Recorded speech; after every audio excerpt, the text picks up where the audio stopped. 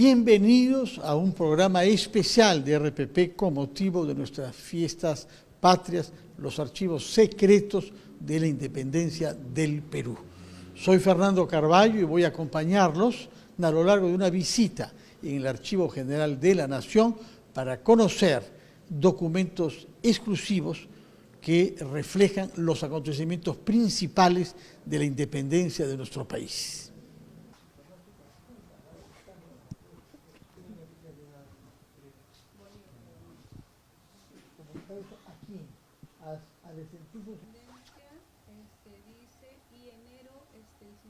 ¿No? Antes de irse llega el decreto, ¿no? Nos hallamos en el sótano del Palacio de Justicia, donde desde hace más de 80 años funciona el Archivo General de la Nación. Y tenemos la suerte de estar con la historiadora Celia Soto, que es responsable de procesos en el Archivo Histórico y de la gestión cultural en el Archivo General. Señora Soto, muchas gracias por recibirnos acá en el Archivo General y sobre todo mostrarnos algunos documentos claves de la época de la independencia nacional. Bienvenido, Fernando, al Archivo General de la Nación, a este espacio donde se respira historia y documentos, obviamente.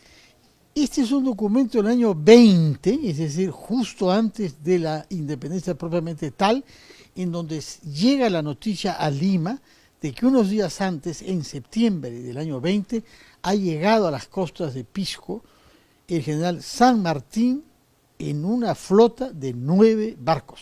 Sí, efectivamente, en este documento que pertenece al Fondo Superior Gobierno, que todavía es la documentación generada por el virrey, damos cuenta o da cuenta justamente del registro o del ingreso, el avistamiento. Dice el avistamiento de la tropa enemiga, dice, los enemigos son sin duda ellos que vienen en buques, en 9 buques, ¿no?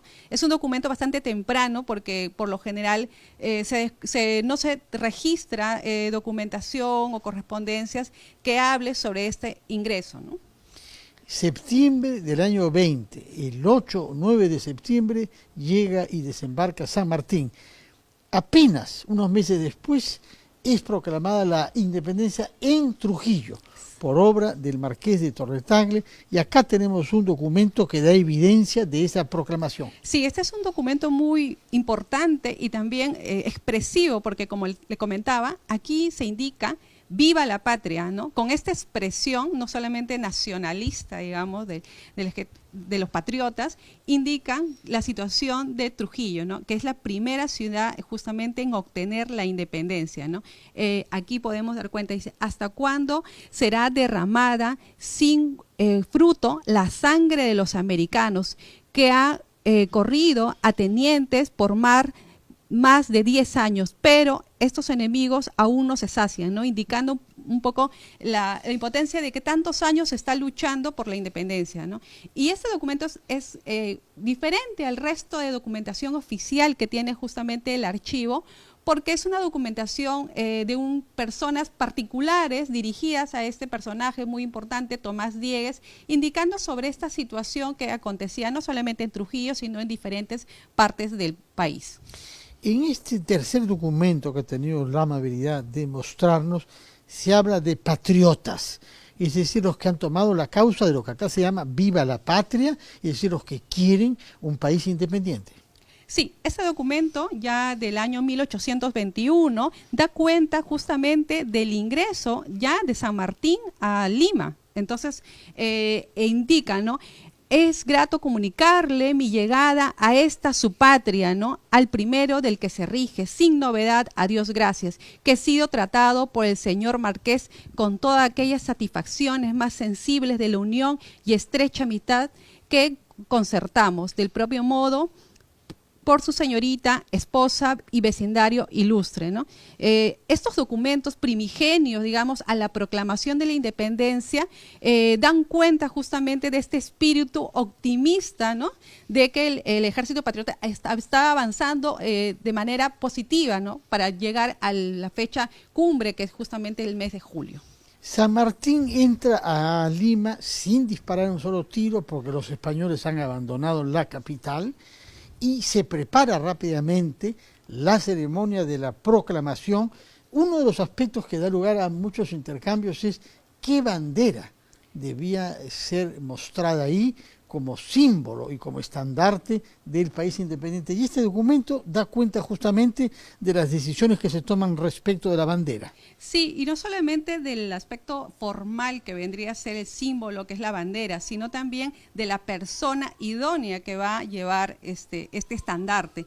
En esta reunión que hace justamente los miembros del Cabildo, se ponen a decidir quién es la persona idónea que pueda justamente llevar el día de la proclamación y mostrarle a todos los ciudadanos. Y acá se puede leer, ¿no? Y debiendo su excelencia para mayor estímulo del pueblo, ponerlo en manos de aquel individuo que al juicio sano de su excelencia, dice, sea el más benemérito de la patria y más digno por ser sus virtudes y servicio a ella. Entonces, aquí en la parte posterior de este folio se indica, ¿no? En consecuencia, se ha decidido este ayuntamiento proclamar al señor regidor conde de la Vega del Rey, con lo que da aspectos ya formales de la finalización de esta reunión, y con esto se le oficia a este personaje, ¿no? Para que pueda llevar el estandarte, dice, que el día de la jura de la independencia. Ya con este documento, de alguna manera, formalmente ya se da inicio justamente a todo lo que va a venir justamente para el año 1824. Y tenemos acá otros documentos, pero vayamos a otra fecha clave, que es una que se acerca por lo demás en su conmemoración, que es la batalla de Ayacucho, ¿no? La que pone fin al proceso que inicia con el desembarco el 20, con la proclamación de la independencia en Trujillo, luego de 8 meses en Lima. Finalmente hay que ir al campo de batalla y consolidar esa independencia, cosa que se logra en Junín en agosto del año 24 y en Ayacucho en diciembre. Sí, este documento, que es muy importante, que forma parte de esta serie que nosotros denominamos documentos oficiales, es una relación de los generales y oficiales que justamente dieron pelea en la batalla de Ayacucho el 9 de diciembre de 1824. Este documento se genera justamente para poder pagarle por sus servicios prestados a la nación, y vemos personajes muy importantes. Por ejemplo, acá tenemos a José de la Mar.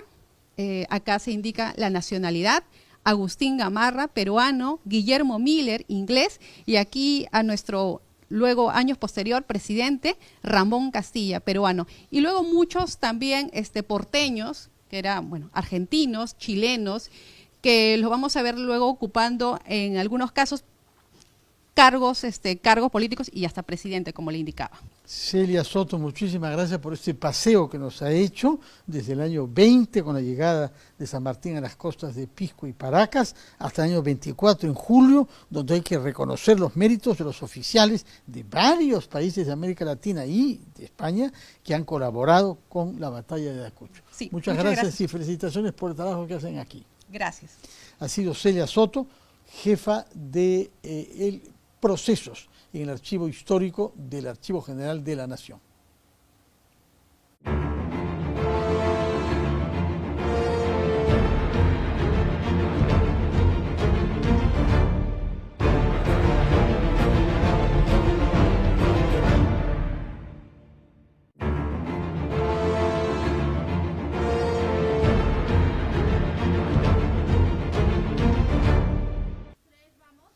Nos hallamos entre kilómetros de estantes con documentos del Archivo General de la Nación.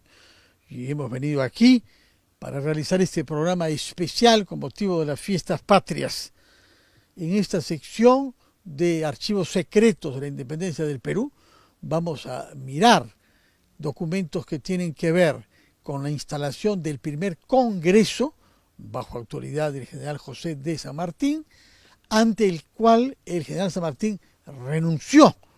Tenemos documentos también que hacen eco y reparten la noticia en otras partes del Perú sobre la partida del general San Martín, algunos meses después de lo cual llegó al país Simón Bolívar para culminar con el trabajo de independencia que había sido iniciado por San Martín. Veremos en particular un documento en el que Bolívar expresa la gratitud de la sociedad y del Estado peruano al gran mariscal de Ayacucho, el general José de Sucre. En esta ocasión vamos a hablar con la historiadora Ruth Borja Santa Cruz. Ella es la directora del Archivo Histórico del Archivo General de la Nación. Señora Ruth Borja, mucho gusto. Bienvenida a RPP. Mucho gusto, Fernando. Gracias por la invitación y por la visita. No, es una enorme satisfacción estar en estos espacios donde tantos peruanos desde los años 40 se han quemado las pestañas para identificar nuestra historia y para leer documentos antiguos. En este caso, estamos ante 4 documentos, del primero de los cuales es una declaración publicada como bando por el protector del Perú, el general San Martín, proclamando a Bernardo de Torretagle como delegado supremo, es decir, la máxima autoridad peruana bajo San Martín. Sí, este documento muestra de qué manera don José de San Martín, ¿no?, delega el poder, ¿no?, a un peruano, porque dice que ya cumplió su cometido de darle independencia en estos reinos al Perú, y por lo tanto es hora ya de que los peruanos comiencen a manejarse libremente, ¿no? Y lo delega, y es del 22, ¿no?, de enero de 1822, ¿no? Entonces, significa eso la disposición de nuestro protector de dejar, ¿no?, el país, de dejar el poder para que nosotros comencemos a funcionar como república independiente. Ahora, el texto dice, daremos el primer experimento feliz de la formación de un gobierno independiente cuya consolidación no cueste lágrimas a la humanidad. Sí, esa era la disposición y la buena actitud de don José de San Martín, de decir, ya están ustedes dispuestos a poder estructurar la nueva república. Este es un documento de principios del año 22. Exacto, de enero del 22. Después de eso, en julio, él va a Guayaquil para reunirse con Bolívar, sí. Y lo que descubren es que no se pueden entender, que hace falta que San Martín se vaya del Perú para que Bolívar venga. Sí. Él convoca al Congreso, y este documento da cuenta de eso, y naturalmente cuando existe una autoridad elegida, con diputados elegidos, San Martín renuncia. Y esto es lo que muestra este documento de septiembre del 22. Exactamente. Esta es una disposición que da San Martín, en donde dice que ya se instala el Congreso de la República y que él renuncia y deja el cargo ya y deja el país, ¿no? Entonces, eso también nos muestra de qué manera, ¿no?, los peruanos, ¿no?, ya en septiembre del 22 comenzamos a estructurar nuestra república, ¿no? Y también sabiendo él de que estaba ya la presencia de Simón Bolívar, estaba por el territorio, y él considera que para no tener problemas y no generar situaciones quizás de conflicto, es mejor delegar el poder, dejar ya el cargo y irse, ¿no? Él anuncia que el día 20 de septiembre se instalará el Congreso con todos los diputados, cuyos poderes haya reconocido y declarado expeditos hasta aquella fecha la comisión nombrada para ese objeto. Punto número 2. El referido día 20 dimito el supremo mando del Estado en el Congreso Constituyente. Cesan en ejercicio de sus funciones todas las autoridades civiles, eclesiásticas y militares nombradas por el gobierno provisorio de cualquiera clase y condición que sean, y solo podrán continuar en sus destinos por la ratificación del Congreso. Es decir, entrega todos los poderes al Congreso, renuncia a él y hace renunciar a todas las autoridades que han tenido vigencia desde el 20 que él llega hasta el septiembre del 22 que renuncia. Exactamente, sí. Ese es el papel que cumple San Martín en nuestro país, ¿no? Y él ya luego decide irse del país. De acuerdo. Por otra parte, acá tenemos una carta, esta vez manuscrita, porque los otros 2 documentos son impresos, sí, claro, con las imprentas que habían y con la que trajo el propio San Martín, me parece, en el buque con el que desembarcó en nuestro país. Y con una magnífica caligrafía clarísima, tenemos un documento de 1822 en donde se da cuenta, llega a Trujillo la noticia de que San Martín se ha marchado del Perú. Exactamente, sí. Y no se sabe a dónde, pero ya salió del país. Él fue al Callao, Ujú. el mismo día que él renuncia, esa misma tarde, Callao, ahí tomó un barco y se fue. marchó para siempre. Ajá, exacto. En realidad estaba camino a Chile, Ah. donde se quedó un par de años antes de regresar a Argentina, ¿no? Sí. Bueno. Y después ya se va a Europa, ¿no? Unos meses después de la partida de San Martín, llega Bolívar. Y aquí estamos ante un documento firmado por el Libertador en marzo del año 25, atribuyéndole como gratitud por la batalla de Ayacucho al gran mariscal Sucre una propiedad, una hacienda en Chancay. Exactamente. Ahí dice, por ejemplo, Simón Bolívar, libertador, presidente de la República de Colombia, libertador de la del Perú, encargado del supremo mando de ella, ¿no? Dictamina esto, ¿no? Dictamina darle como reconocimiento, ¿no? Una propiedad, ¿no? Al mariscal, ¿no? Al gran mariscal de Ayacucho. Por su Todavía participación. no ha aprobado una constitución que lo hace dictador vitalicio. Exacto. Firma simplemente como libertador Sí, del Perú, exactamente. encargado del supremo mando. Ajá, exactamente, sí. Y él quiere absolutamente que el Perú reconozca y haga un gesto de gratitud importante hacia el gran mariscal, ni siquiera da su nombre, el gran mariscal de Ayacucho es Sucre. Claro, exactamente. Y además tenemos nosotros también documentos en el cual el gobierno reconoce el papel de los diferentes soldados que vinieron, ¿no? En la gesta emancipadora y dándoles propiedades, dándoles dinero y dándoles reconocimientos, ¿no? Entonces, esto es una parte más de lo que nosotros como peruanos hicimos con los argentinos, colombianos, venezolanos, que ayudaron a que se ratifique la independencia en Ayacucho, el 9 de diciembre De del año acuerdo. 24. Los sentimientos de Bolívar hacia Sucre, su paisano, eran muy fuertes, como testimonia este documento y la carta cuando él toma conocimiento de que ha sido asesinado en el año 30, ¿no? Sí. Bueno, estamos ante documentos antiguos y gracias a la historiadora Ruth Borja Santa Cruz hemos podido hacer una interpretación de estos documentos del año 22 y del año 25.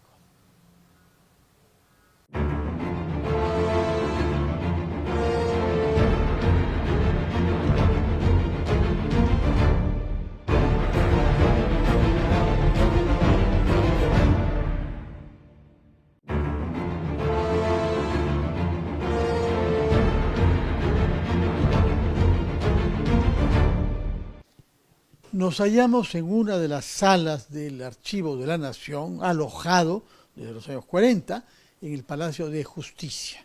Acá trabajan acuciosos investigadores que deben leer documentos antiguos con una caligrafía que difícilmente puede leer quien no tiene una experiencia particular.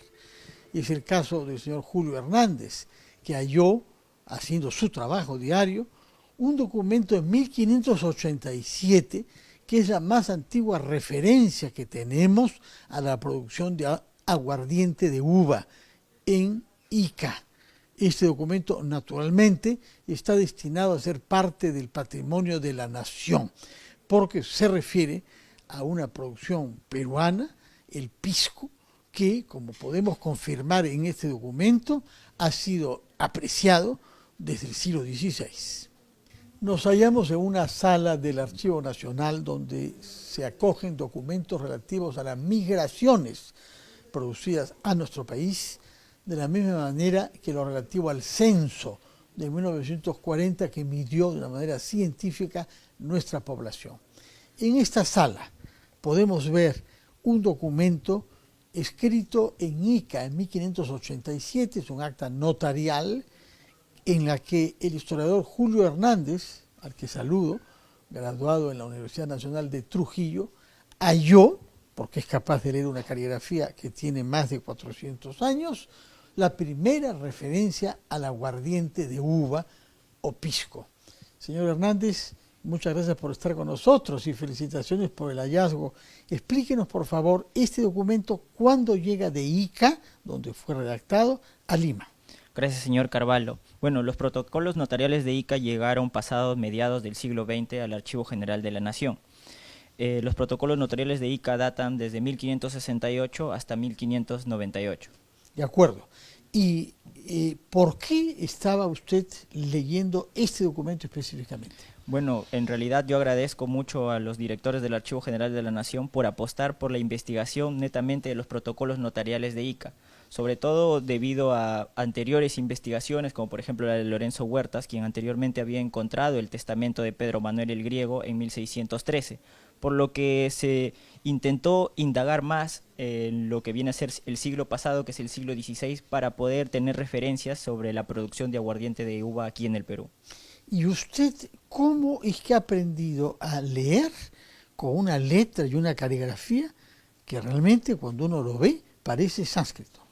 Sí, bueno, yo soy egresado de la Universidad Nacional de Trujillo, donde llevé cursos de paleografía a cargo de la profesora Nelly Cárdenas Goyena, quien fue la que me enseñó todo lo que viene a ser la paleografía del siglo XVI, además que siempre estuve interesado en este periodo, ya que estuve investigando a los primeros vecinos de la ciudad y también a las viudas de los primeros conquistadores, por lo que necesitaba leer paleografía del siglo XVI. Bueno, y gracias a eso puede en general leer cualquier documento manuscrito del siglo XVI. Sí, si bien es cierto, cada uno de los escribanos públicos de aquella época tenían una diferente caligrafía, como podemos observar, siempre tienen las mismas particularidades y sobre todo el mismo trazo o diferentes características que se pueden notar de acuerdo a los estudios no paleográficos. En el caso de la palabra clave para nosotros, que es aguardiente, las letras no se escribían de la misma manera que ahora en el siglo XVI. ¿Cómo pudo usted reconocer esa palabra? Exacto, bueno, tiene diferentes particularidades, sobre todo una de las primeras cosas que debe hacer un paleógrafo es identificar la forma o la manera de escribir del escribano, como por ejemplo al revisar las posteriores o anteriores escrituras de este personaje. Ahora bien, una vez identificado el tipo de letra, ya que por ejemplo García de Córdoba tenía una manera de hacer su letra A y por acá, por ejemplo, Hernando Carbajo tenía otra manera distinta. Entonces primero hay que identificar el tipo de caligrafía del escribano. Posteriormente a ello se identifica la palabra al indagar en esta escritura de resolución de pleito de una antigua compañía realizada entre estos dos personajes, localizándose la palabra aguardiente, ¿no? Entre los bienes mancomunados de estos dos personajes. Quiere decir que a fines del siglo XVI ya habían conflictos entre socios. Exacto, inclusive se puede identificar, ¿no?, que estas compañías habían sido realizadas o asentadas muchos años anteriores, además también por la confirmación de el aparecimiento de pulperías o tiendas especificadas para o dar de comer o dar de beber o ambas cosas a los pobladores de aquella época, ¿no? De acuerdo, ¿y qué es lo que está en disputa en este documento? Bueno, una compañía viene a ser un negocio asentado entre estos dos personajes, en este caso Manuel de Asante y su hermano Jorge Capelo, puesto que en documentación de 1588 se lo encuentra este Jorge Capelo identificado como Jorge Capelo de Asante. Entonces estos personajes mencionan a las autoridades de la época que habían hecho compañía anteriormente, pero que al terminar su relación, cada uno de estos personajes iniciara un pleito para reclamar los bienes que habían otorgado a favor de esta, destacándose la existencia de una caldera, indudablemente para la producción del aguardiente, en el proceso de ebullición, y el otro personaje pedía la cantidad de aguardiente y vino que le había entregado a su hermano, para venderla, ¿no? ¿Venderla dónde? ¿Cuál es el mercado de esta producción iqueña? Exacto. Si nos repasamos todas las escrituras de los protocolos notariales, nos damos cuenta que el principal puerto de la época en esta localidad es el puerto de la Magdalena de Pisco, sobre todo para transportar estos licores a diferentes puertos, a la Ciudad de los Reyes, al puerto de Arica, entre otros. De acuerdo. Y también a las pulperías de Ica. Exacto, sobre todo al indagar en las transacciones de estos personajes se puede conocer que estos tenían varias tiendas en la traza urbana de la villa de Valverde y inclusive al momento de venderlas o arrendarlas identifican para qué era su uso, o bien para beber o bien para comer. La uva es una fruta que no existía en América. que fue traída rápidamente por los españoles, entre otras cosas porque tenían que celebrar misa, y para celebrar misa había que usar vino, como ahora todavía. Rápidamente descubren que hay unas zonas más adaptadas a la viña que otras, entre ellas Ica. Esto desde el siglo XVI. Exacto, muy buena tu pregunta también, porque Ica tenía las condiciones climáticas para sembrar la uva. Por ejemplo, hablamos de los instrumentos y el uso del cobre, precisamente porque a partir de la década del 60, en los mismos protocolos notariales de Ica, se identifica hallazgos de las minas de cobre por estos primeros pobladores de la villa, ¿no? De acuerdo. Ahora bien, hay que habérselo propuesto para diseñar un caldero y someter el fruto de la uva al procedimiento para producir el aguardiente. Exacto, y además se ha podido identificar distintas herramientas, ¿no? Como el agar, la pultaya, bueno, en este caso la caldera, la paila o el perol de cobre, que son instrumentos identificados ya por investigadores acerca de la producción del aguardiente. Bueno, ha sido un placer conversar con Julio Hernández, un historiador joven graduado en Trujillo, que ha tenido la suerte de hallar un documento destinado a formar parte del patrimonio de nuestra nación. Julio, no todos los días tienes la suerte de hallar un documento con una referencia sobre un punto que es tan sensible para los peruanos como la primera referencia al aguardiente de uva pisco. Sí, bueno, es el primer documento que encuentro y se va a declarar Patrimonio Cultural de la Nación, así que estoy muy emocionado. De acuerdo. Vas a seguir buscando, siguiendo, quemándote las pestañas para hallar viejos documentos que nos informen sobre cosas de nuestro pasado. Bueno, mi principal objetivo es apoyar a la historia del Perú y que sea difundida gracias a los medios de comunicación como RPP para, sobre todo, difundirlo a los más niños que se sientan orgullosos de su historia. Muchas gracias. Ha sido el historiador Julio Hernández dándonos cuenta del hallazgo de este documento de 1588, que es el primero en el que se habla de aguardiente de uva. Muchas gracias.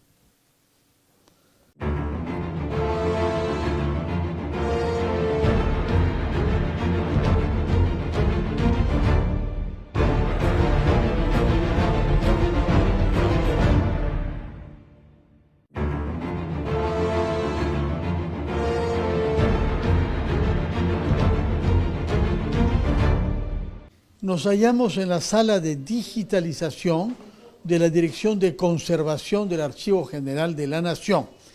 Este archivo contiene más de 150 millones de documentos diferentes que se han venido acumulando desde su fundación en la época del mariscal Ramón Castilla, hace más de 160 años.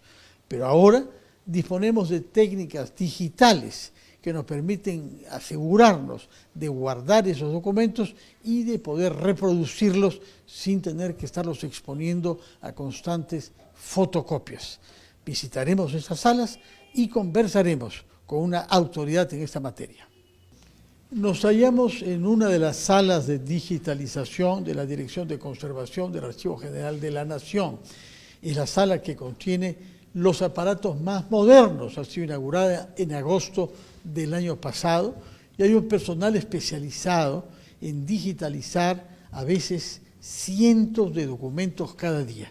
Queremos conversar una vez más con la historiadora Ruth Borja Santa Cruz, que es la directora del Archivo Histórico del Archivo General, para que nos explique por qué es importante y difícil al mismo tiempo conservar una documentación antigua y digitalizarla. Bueno, nosotros sabemos, ¿no?, que para los investigadores es necesario siempre mirar la documentación físicamente, pero por cuestiones de preservación de la documentación, estamos nosotros ya optando últimamente por dar servicios de documentos digitalizados. ¿Por qué razón? Sabemos que la documentación antigua, ¿no?, en constante uso empieza a deteriorarse y se pierde rica información. Por eso el Archivo General de la Nación ha visto por conveniente priorizar ahora todo el proceso de digitalización de sus fondos, especialmente los coloniales y en el caso de los republicanos, la documentación de bastante demanda, tanto por investigadores como por los usuarios. Algunos documentos ustedes los digitalizan a pedido de entidades o de personas, pero otros los digitalizan porque saben que son importantes, particularmente los que están declarados Patrimonio de la Nación. Sí, exactamente. Tenemos dos grandes demandas. La demanda de los usuarios, llámese investigadores o la sociedad civil, pero también la demanda de que la documentación declarada Patrimonio Cultural de la Nación tiene que preservarse y tiene que difundirse, porque no solamente se declara para tener un certificado, se declara para que esa documentación pueda ser conocida por todos los ciudadanos a través de nuestra página web. Digitalizar es un asunto de la tecnología y vemos estas máquinas de última generación que tienen acá, el Bucay, entre otros, pero conservar documentos, es decir, evitar que sean deteriorados por el tiempo, por la humedad, por los insectos, etcétera, es una tarea de todas las épocas, ¿no? Pronto se mudarán, lo esperamos, a un local propio, en donde hayan garantías naturalmente diferentes, pero ¿qué es la prioridad para que estos documentos no se deterioren? La prioridad para que los documentos históricos o de la nación no se deterioren es tener ambientes adecuados, ¿no?, con toda la infraestructura que nos da actualmente la tecnología, como son deshumedecedores, temas de control de la humedad, el tema de la polución de polvo que no exista, el estar constantemente visitados por conservadores que van a los repositorios y ven qué documentación está deteriorándose o qué está afectando a la documentación, y de esa manera aplicar metodologías de preservación. Y luego, cuando ya vemos y encontramos documentos que están deteriorados por la tinta, por la humedad o por el uso constante, lo mandamos a la restauración, que es un área también de esta dirección que se encarga de restaurar la documentación para poderla volver al servicio del público. Acá ustedes reciben cada día investigadores peruanos y del extranjero que quieren saber algo sobre la minería, sobre la agricultura, sobre la relación con las comunidades desde el siglo XVI en adelante. Pero también vienen personas privadas que tienen una curiosidad a veces familiar o hasta personal, ¿no? ¿Qué es lo que más se quiere saber sobre el pasado de parte de estas personas que vienen acá en búsqueda de información en los documentos del archivo? Bueno, lo que vienen a buscar en la parte republicana que está aquí en Palacio de Justicia son, por ejemplo, los comuneros, las de las comunidades que vienen a buscar los títulos, ¿no?, que tienen, o los litigios que han tenido con los ex hacendados, ¿no?, o los trámites que se han llevado por el tema de la reforma agraria para obtener la demarcación de sus tierras, en pleitos que tienen muchas veces entre vecinos. Ese es uno. Lo otro son las partidas de defunción, de matrimonio y de nacimiento, que muchas personas vienen a buscar aquí porque no los encuentran en otro espacio. Y nosotros tenemos los registros civiles. Luego también tenemos el registro de inmigrantes, donde vienen descendientes de diversos países que van a sacar una constancia o un certificado de que su antepasado vino al Perú, se asentó en el Perú y tuvo descendencia. ¿Para qué? Para poder tener doble nacionalidad. Luego también tenemos los pasaportes, que muchas veces la gente viene a sacar eso para poder validar un trámite que haya realizado siendo funcionario del Estado. Luego también vienen, ¿no?, personas como, por ejemplo, profesoras de colegio, para poder manejar información que pueda ayudar a enseñar mejor la historia de nuestro país. Vienen también estudiantes universitarios para temas de sus tesis de investigación, estudiantes de colegio en visitas guiadas que hacemos nosotros para que ellos vean la documentación referente, por ejemplo, ¿no?, a la guerra con Chile, referente al tema de la migración china en el Perú, y una serie de temáticas que vamos nosotros difundiendo a través de las redes, que genera curiosidad en estos escolares y en las profesoras, y vienen al Archivo General de la Nación. De acuerdo. Ahora, ustedes tienen ciertas obligaciones, por ejemplo, recibir documentos de las entidades públicas que tengan más de 30 años, pero cada vez hay más documentos, cada vez hay una producción por una población que ha crecido tanto como la Perú. ¿Cómo hacen para poder recibir y archivar debidamente tanta documentación? Bueno, a la fecha nosotros lamentablemente por ya el tope que tenemos de documentación y no tenemos espacios aquí en el Palacio de Justicia, lo que estamos haciendo es asesorar a las entidades públicas, como por ejemplo los ministerios, las municipalidades, para que creen sus archivos históricos. Y de esa manera ellos puedan garantizar que esa documentación de más de 30 años no se pierda. Y estamos haciendo capacitaciones y visitas a los ministerios, por ejemplo, transportes, trabajo, agricultura, educación, ¿no? Y luego también a migraciones, como también a las municipalidades. Y una estrategia que hemos elaborado es hacer de que, por ejemplo, las municipalidades más antiguas declaren como patrimonio cultural sus primeros libros de actas. Y con eso ellos pueden ya justificar, crear su archivo histórico. Eso es una estrategia que estamos desarrollando actualmente.